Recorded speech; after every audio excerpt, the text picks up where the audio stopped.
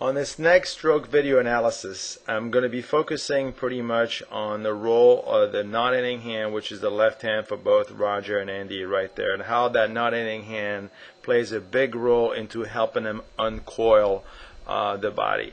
I have a video in the stroke video library where I talk about the non-hitting hand, that a non-hitting hand plays a role in all the strokes.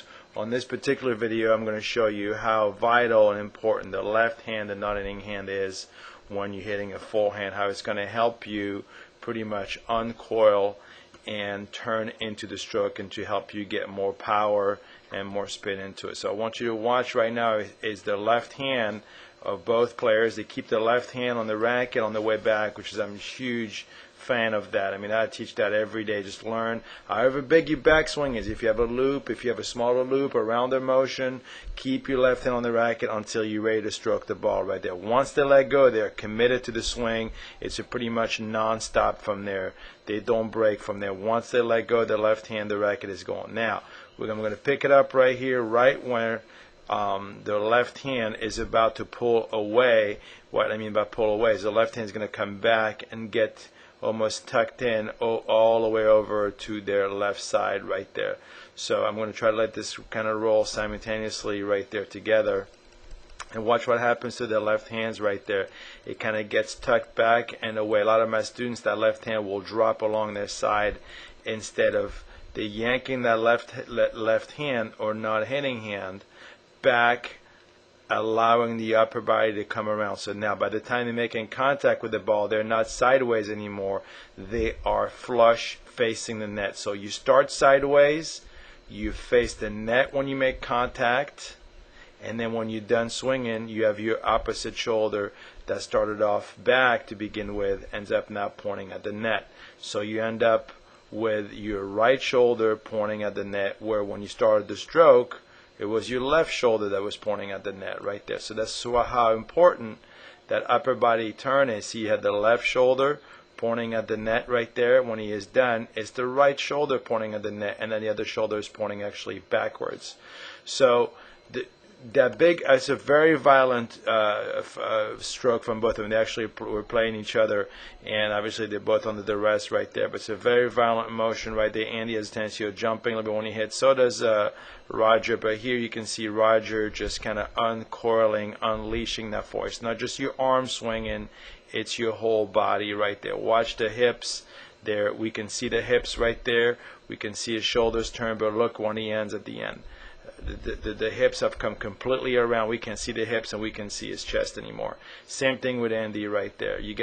We can see his shoulders right there. We can see the little Lacoste logo right there, and guess what?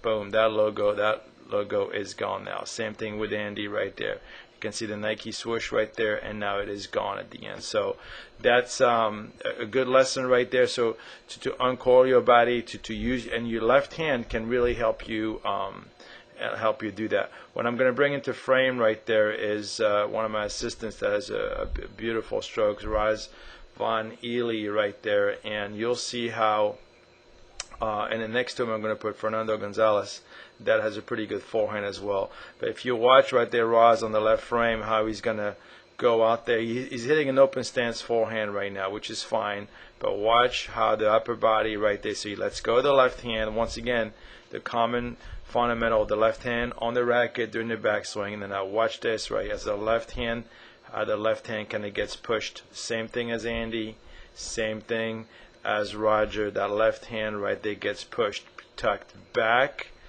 and the upper body comes. So that's the lesson right there. Once again, let me erase that out of the way right there.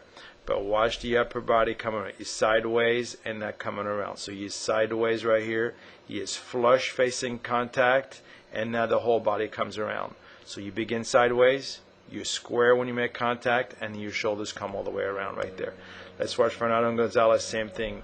He's got his upper body sideways right there, flush at contact, and comes all the way around when you're done right there. So hopefully I was able to shed some light there on the coiling and the uncoiling of the body.